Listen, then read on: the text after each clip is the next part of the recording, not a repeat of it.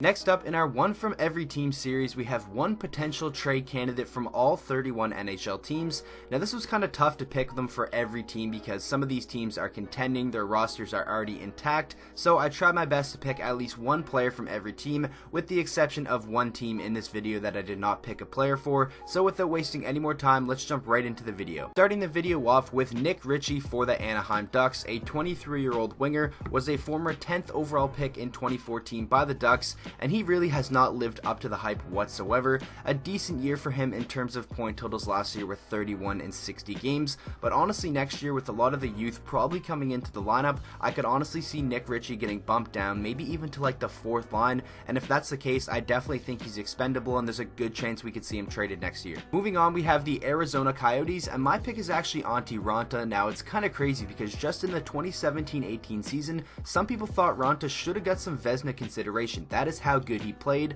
but this past season he struggled with injury, only played 12 games, and in those 12 games he really didn't look like himself, and then Darcy Kuemper came in and really stole that #1 spot, and I think if Darcy Kuemper keeps up that play into next season, Antti Raanta is definitely going to be expendable, and I think there will be a lot of teams showing interest. Next up we have the Boston Bruins, and my pick is Charlie Coyle, but it was kind of tough. I wanted to go with Torrey Krug because he has been in a lot of trade rumors over the past year, but I honestly think Boston is going to do everything in their capability to get him under contract before he becomes a UFA next summer. So my pick being Coyle, another guy who could become a UFA next summer, and he struggled in Boston after coming over in the Minnesota trade, but albeit he did have an amazing playoff run, I think if he struggles, the first half of this season, there's a good chance he could be shipped out at the deadline as a rental since there is only 1 year left on his deal. Moving on, we have the Buffalo Sabres, and I'm sure everybody saw this coming. My pick is Rasmus Ristolainen. It seems like he's been in trade rumors forever now, a 24-year-old defenseman who does have a promising career ahead of him as a top 4 defenseman in my opinion. He did put up good numbers last year, but it still wasn't the greatest season. He had the worst plus-minus in the entire NHL, and yes, that is a stat that sometimes people look too much into. That is definitely not something you want to have because Buffalo wasn't even the worst team in the NHL. Next up, we have veteran defenseman for the Calgary Flames, TJ Brodie. Now, TJ Brodie is another guy whose name has been in trade talks a lot, and I honestly wouldn't be surprised if he is on a new team come the trade deadline next year. He was pretty solid this past season with 34 points in 79 games, but if you ask Calgary Flames fans, he's definitely overrated, and a lot of them don't like him because they say he's a turnover machine, and I'm sure a lot of Flames fans would be pretty happy if they see him traded, especially if they could get like a solid top 6 forward back in return. Next up, we have yet another defenseman who has seemingly been in trade talks forever now, and that is Justin Faulk of the Carolina Hurricanes, and I think a big reason why is just because he's arguably the 4th best defenseman on his team behind guys like Jacob Slavin, Dougie Hamilton, and Brett Pesce, and I think for that reason, if you trade him out,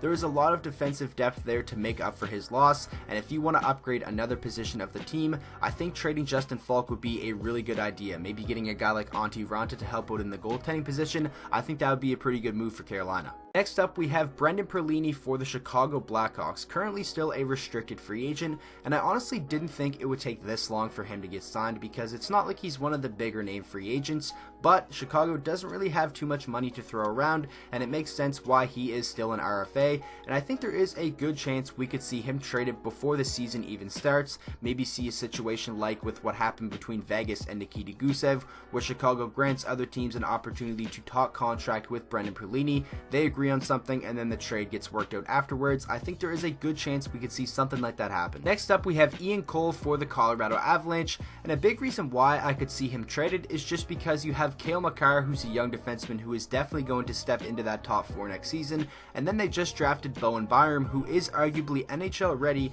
and could play in the top 4 as soon as next year as well, and just that young decor, I honestly think Ian Cole could get bumped down, and I think a lot of other teams could really use his service in like a top 4 role, and for that reason, I think Colorado could get some calls on Ian Cole, and I could honestly see him traded maybe around the trade deadline or even sooner. Moving along, we have the Columbus Blue Jackets, and my pick is Riley Nash, but I wouldn't be surprised if they get off to a horrible start and they're like one of the worst teams in the NHL, and then maybe we could see like a fire sale and they get rid of a lot of their veteran players. I have Riley Nash on here though specifically because I feel like he could do very well for a contending team in like a 3rd or 4th line role, and if Columbus is one of the worst teams in the NHL, I think Riley Nash would rather go somewhere else and be traded. Next up, we have the Dallas Stars, and this was a very easy pick. I went with Julius Honka. It is now seeming like like this just isn't going to work out, and he's never really going to crack that Dallas top 6, and this could be a situation where you unload a younger player to give him a fresh start somewhere else, and maybe that's what it takes for Julius Honka to finally break out and be an actual NHL player. Moving on, we have my favorite team, the Detroit Red Wings, and my pick is Trevor Daley,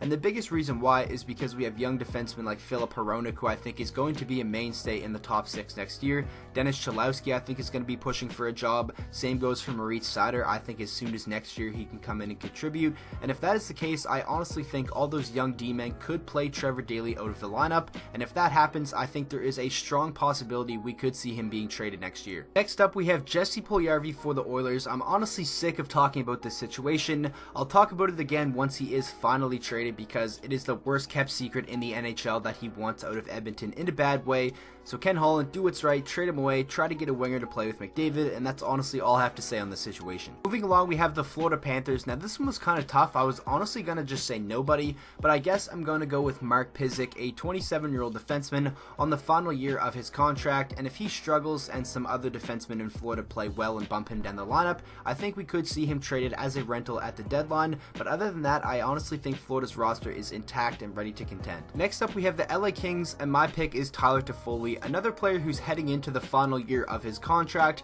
and with LA most likely heading in a rebuilding direction, I can't really see them being a playoff team next year. I think Tyler Toffoli is a player that we could see traded, for some younger assets and maybe some draft picks. He had a down year, but I still think he is good enough to be a 20 goal scorer and really benefit some teams that are trying to win right now. Next up, we have the Minnesota Wild, and my pick is Jason Zucker, another player who has had his name in trade talks a lot over the past couple of months, and I think it is because he signed that big contract and then kind of had a down year with the Minnesota Wild, and now we don't really know if they're going to be a good team and in any contention for a playoff spot. I think Minnesota is still trying to be competitive with some of the moves they made this summer, but if it doesn't work out and they get off to a really rough first half of the season, I think this is another situation where we could see a fire sale and a lot of the veteran players are traded out of Minnesota for some younger assets and draft picks. Moving along, we have Paul Byron for the Montreal Canadiens. Now, Paul Byron was still solid last year with 31 points in 56 games, but I think he's going to have a lesser role with the Canadiens next season than he's ever had, just because you have guys like Nick Suzuki who are probably going to come in, and in my opinion, he's going to play the wing, and then Ryan Poehling, just a lot of young talent there that I think is going to take over and be relied upon way more than Paul Byron, and then maybe some teams out there that are looking for a good veteran forward that can chip in some depth scoring could call on Paul Byron, and for that reason, he's my pick as a trade candidate from the Habs. Moving on to the Nashville Predators, my pick is Mikael Granlund. He is a UFA next summer, but Nashville has another UFA next summer in Roman Josi, who I think they're gonna, prioritize over Granlund, and for that reason, I could honestly see Granlund either traded out at the deadline, or they keep him around for a playoff run and a run at the Cup, and then let him walk for nothing in free agency. But maybe if they're struggling a little bit, they want to get something in return, like some younger assets, or maybe just some pieces to fill out the remainder of their team. So I think there is a good chance we could either see Granlund traded or just walk as a UFA next summer. Next up, we have the New Jersey Devils, and my pick is Pavel Zacha, and I think this is another situation where it's just not going to work out, and I think he needs a fresh start somewhere else. They drafted Nico Hischier after him, who bumped Zacha even more down the center depth chart, and now they drafted Jack Hughes, and I think Zacha is either a fourth line center or maybe like a third line winger, and I don't think he's going to succeed in that role whatsoever, and maybe if New Jersey sees another spot in their lineup that they think needs to be worked on, then they could trade Pavel Zacha as a piece to get something back to help them. Moving on to the New York Islanders, and I have Nick Leddy, and this is another situation where I think there is a possibility that New York regresses and maybe falls out of the playoffs, and if they get off to a really bad first half of the season, I think there is a strong possibility that they could be big time sellers at the deadline, and Nick Leddy is a guy who I could see being traded for some younger assets or picks for the future of New York. 26 points last year, still only 28 years old, he's solid, he's on a decent contract, maybe a little bit pricey for some teams, but I definitely think there is a GM out there that would love to have Nick Leddy. Next up, we have the New York Rangers, and my pick is Chris Kreider, a team that's in a cap crunch, and they definitely probably have to make one or two more moves. I know they would probably rather trade Vlad Domestikov, but with that contract, I don't really know if there's going to be too much interest, but if you have Chris Kreider on the block, I think there would be a couple GMs calling. One that I definitely have in mind is Ken Holland of Edmonton. I think Chris Kreider could score 30 goals or 35 easily if he plays with Connor McDavid. I think he'd be an amazing fit there, so maybe they should try to work out a trade or something like that, but I definitely think Ken Holland should be interested in Kreider. Next up, we have the Ottawa Senators, and honestly one of the only players I could see being moved is Mikhail Bodker, entering the final year of his contract, a veteran guy who could definitely provide some good depth scoring for some teams that are trying to win right now. And Ottawa, they're not trying to win right now, and I think they're going to do anything that they can to move off some veteran players to get, pieces for the future, and I think there is a good chance we could see Bodker on another new team come next year. Next up, we have the Philadelphia Flyers, and this one was really hard to pick. I went with Justin Braun, but I know he just got there and hasn't even played a game yet, but I just like the decor that they have. I think there's a lot of very solid young defensemen who could bump him further down the lineup, and if that happens and things don't work out, I think Philadelphia probably could flip him and maybe get a couple late round picks. Moving on to the Pittsburgh Penguins, my pick is Bryan Rust, but I'm not really confident in this pick whatsoever because they already made the big move that they wanted to make in trading Phil Kessel.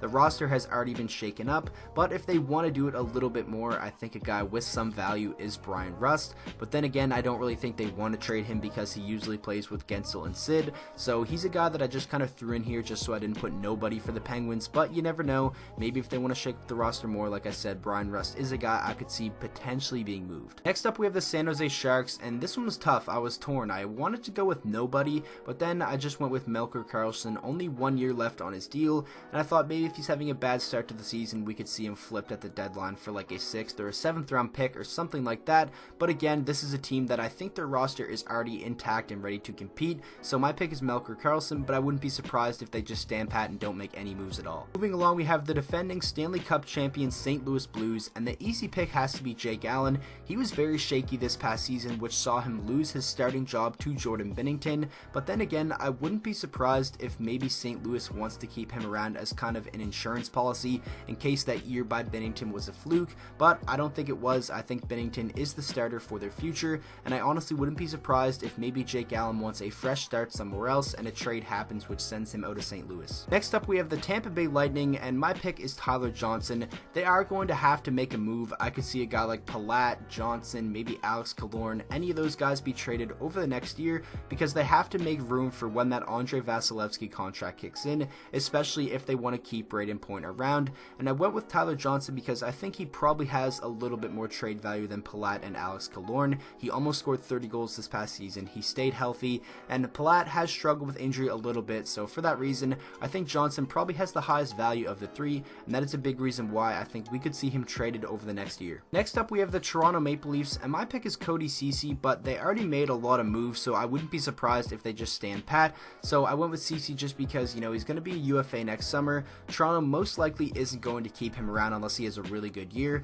but then again, they won't really have much money to throw at him if he does have that really good season, so maybe they want to get something for him at the deadline instead of just letting him walk in free agency, but this is another team that I would not be surprised if they are done making moves and they're ready to contend right now. Moving on to the Vancouver Canucks, another defenseman whose name has been in trade talks a lot. They kind of cooled down, but last summer his name was definitely thrown around a lot. A 29-year-old defenseman, Chris Tanev, and he was injured again this past season, only played 55 games, had 12 points. He's a solid defenseman that definitely could benefit a lot of teams out there, and with Vancouver bringing in Tyler Myers and Quinn Hughes most likely going to be playing a full season at the NHL level, I think Chris Tanev is definitely expendable, and there's a good chance we could see him being moved. Next up, we have the Vegas Golden Knights, and my pick is Cody Eakin. Now, this is the team I wouldn't be surprised if they don't make any moves at all, but if anyone has to go, I think it could be Cody Eakin because he definitely has some value. He's a really good shutdown third-line center guy, and he just had 22 goals and 41 points to go along with that,